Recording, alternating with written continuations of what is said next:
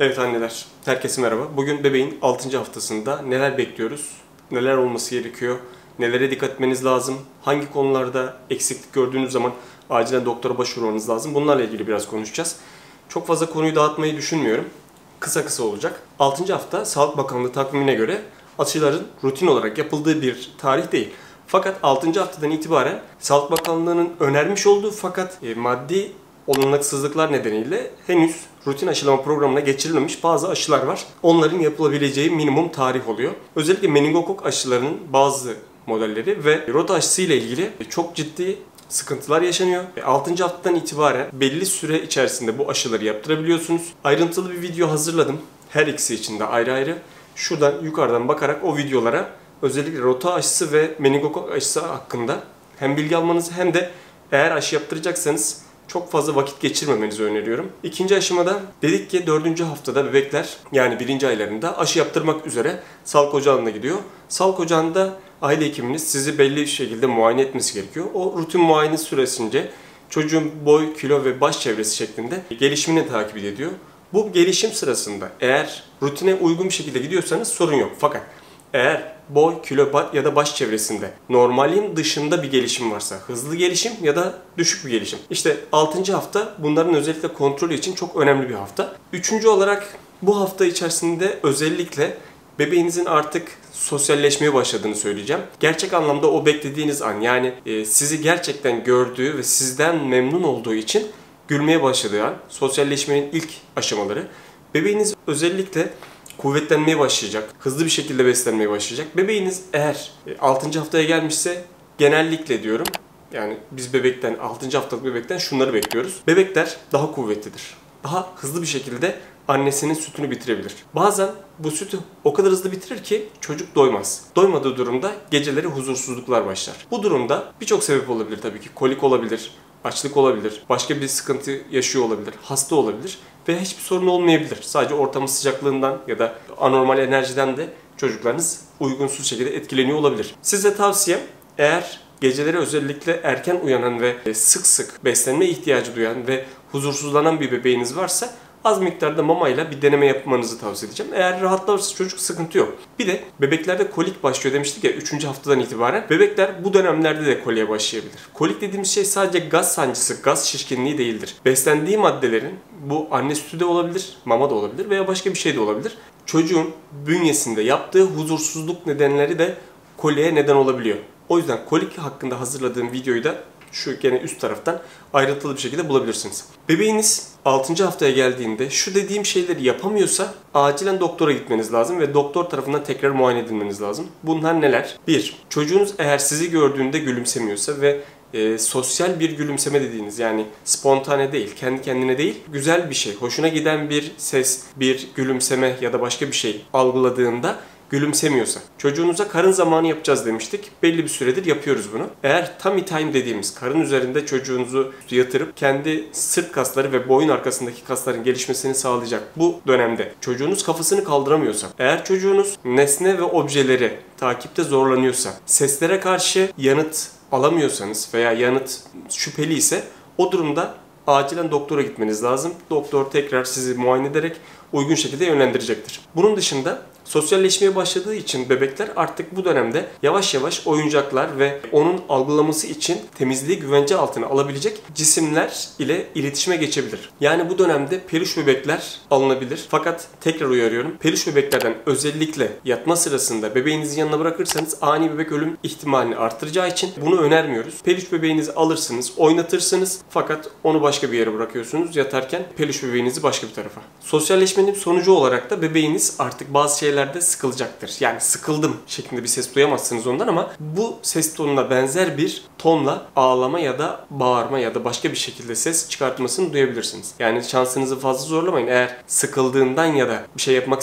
istemediğinden şüpheleniyorsanız muhtemelen o öyledir. Yani şüphelendiğiniz gibidir. Bu dönemde size tavsiyem hem sizin huzurunuzu arttıracak hem bebeğinizin huzurunu arttıracak ve huzursuzluğunu giderecek bir aktivite gezme olabilir. Yani bebeğinizi ister arabanıza atın, ister bebek arabasıyla beraber güzel bir, temiz bir alanda gezinin. Fakat gezinmede gene bir parantez açmamız gerekiyor. Gezinme dediğimiz şey AVM'ye gidip saçma sapan insanların soluduğu pis havanın tekrar solunması değil. Mümkünse ağaçlık olan, temiz, ferah, çok gürültülü olmayan, güneşin çok dik bir şekilde çocuğunuzun üzerine gelmediği bir dönemde, bebeğinizin üzerine gelmediği bir dönemde çıkmanız. Bunu sağlarsanız eğer hem bebeğiniz etrafı izleyerek kendi algısını artıracaktır, entelektüel olarak çocuğunuz zeka olarak gelişecektir. Hem de çocuğunuz bir şeylerle uğraştığı için siz tekrar çocuğunuzu memnun etmek için takla atmak zorunda kalmayacaksınız resmen. O yüzden gezmeyi şiddetle öneriyorum. İkinci aşamada ufak paketlerle piknik tarzı ufak kaçamaklar yapabilirsiniz. Çok abartmayın ama bunda. Yani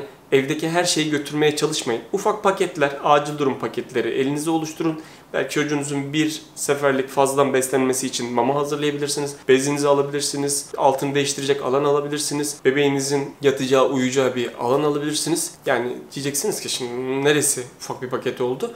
Bunların zaten büyük bir çoğunluğu arabanızda olduğu için ben ufak bir paket olarak söylüyorum. Durum böyle. Bir de evde özellikle anneleri çok rahat ettirecek bu bebek salıncakları var. Bebeğinizi bırakıyorsunuz. Bebeğiniz ufak hareketlerle kendi kendini sallamış oluyor, hareket ettirmiş oluyor ve dolayısıyla hareketi algıladığı için de rahatlıyor, huzur geliyor. Hareketi algıladığı için de sanki onunla birisi ilgileniyormuş gibi hissediyor ve çok fazla huzursuzluk çıkartmıyor. Bunun ikinci aşamada hani daha öncesinde bazı oyuncakları tanıtmıştık ya, 3. hafta videosuydu yanlış hatırlamıyorsam. Bebeğinizin önünde, o salıncağın önünde hareket edebilen, değişik renkte, özellikle parlak renklerde, farklı kontrastta oyuncakların hareketlenmesi özellikle tavsiye edeceğim. Ama burada şunu dikkat edin. Sakın bulunduğunuz yerde elektronik, dijital bir şey olmasın. Eğer bebeğiniz algı olarak bu dijital dünyaya adım atarsa biraz erken adım atmış olur ve dijital dünya bağımlılığı diyebileceğimiz bir istemediğimiz sonuca çıkabilir. Bebeğinizle ilgili şöyle bir şey söylemiştik. Artık 2. ayın sonundan itibaren, daha doğrusu 2. ayı bitmesiyle beraber bebeğiniz gece gündüz arasındaki dengeyi oluşturmaya başlayacak ve yavaş yavaş geceleri uyumaya başlayacak, gündüz daha aktif olmaya başlayacak. Şimdi bu dönemde de buna hazırlık için şöyle yapabilirsiniz. Daha önceki dönemlerde gene videolarda şunu bahsetmiştim. Demiştim ki bebeğiniz için bir yatma rutini oluşturun. Bu yatma rutini nedir? Banyodur.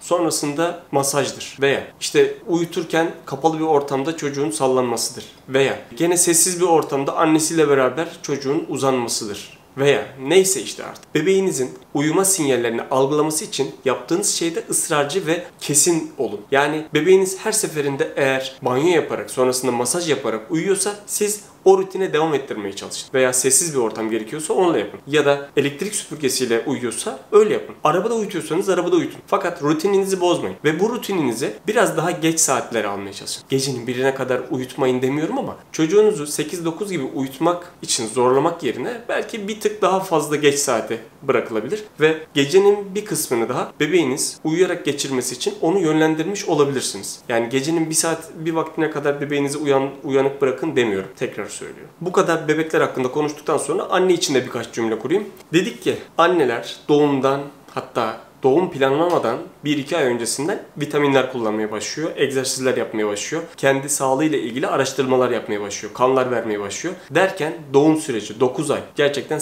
çetrefilli bir süreç. Hem bebeği doyuruyorsunuz hem kendinizi doyuruyorsunuz. Hem onun metabolik ihtiyaçları hem kendi metabolizmanızla ilgili ihtiyaçlar. Dolayısıyla bir eksikliğe düşme ihtimaliniz yüksek. Dolayısıyla daha önceden başladığınız vitaminlere bebeğinizin belki uyuma uyanma düzenindeki dengesizlik nedeniyle ara vermiş olabilirsiniz ama bu dönemde kendinize, bebeğinizden belki bir tık daha fazla iyi bakmalısınız. Çünkü eğer bebeklerin anneleri huzurlu, mutlu ve güçlüyse bebekler diğer bebeklere göre, yani bu araştırmalarla sabit, sağlıklı annelerin bebekleri daha sağlıklı olarak büyüyor. Dolayısıyla kendiniz için bir şeyler yapın. Şimdi bu dönemde gene daha öncesinde yaptığım videolarda lohusa depresyonu ya da gebelik sonrası depresyonu dediğimiz postpartum blues dediğimiz bazı durumlar olabiliyor. Annenin morali bozulabiliyor ve kendini keyifsiz hissedebiliyor. Herhangi bir şey yapmak istemeyebiliyor. Yataktan kalkmak istemeyebiliyor. Normal rutin aktiviteleri bile gerçekten istemeye zorunlu bir şekilde yapıyor hale geliyor. Dolayısıyla artık hayattan tat almamaya başlıyor. Şimdi 1. aydan sonra bu durumun devam etmesi postpartum blues dediğimiz, gebelik depresyonu dediğimiz durumla ilişkili olabilir. Şunu yapmanızı istiyorum. Gebelik depresyonundan kurtulmak için, özellikle engellenmesi için yaptığım bir video var, hazırladığım bir video var. Ona şu üst taraftan ulaşabilirsiniz. Oradaki önerilerimi dikkate almanızı isteyeceğim. Çünkü gerçekten gebelik depresyonu olduğu zaman bebeklerde, annelerde büyük rahatsızlık geçiriyor. 2. aşamada eğer diyelim ki huzursuzsunuz, bunun için yardım alma konusunda şüpheye düşmeyin. Acaba yapmayın. Yani yardım almanız gerekiyorsa gidin ve yardım alın. Dert etmeyin onu. Onlar düşünsün. Son cümleleri söyleyerek artık kapatacağım. Çünkü fazla uzatmak istemiyorum. Aşılar hakkında bilgi sahibi olun. Elimden geldiği kadar bu döneme ait aşılarla ilgili bilgiler oluşturmaya ve internete atmaya çalışıyorum. Eğer kafanızda takılan bir şey olursa alt tarafa yorum yapmayı ve soruları bana bu şekilde sormayı ihmal etmeyin. Çünkü bazı hazırladığım videoları buradaki sorulardan yola çıkarak hazırlıyorum. Dolayısıyla kafanızda takılan sorular aşağıda yorum olarak benimle paylaşılabilir. Elimden geldiği kadar hızlı bir şekilde bunların hepsine cevap veriyorum. İkinci aşamada bebeğiniz ilk gülümseme demiştik ya, artık sizle gerçek anlamda iletişime geçiyor. Sizden gülümsemeyi alıyor, kendi gülümsüyor. Size bir şeyler söylüyor. Bazen kızıyor, bazen mutlu olduğunu ifade ediyor. Artık bebeğiniz ruhsuz bir varlıktan çıkıyor ve o bebek artık gerçek anlamda bebek haline geliyor.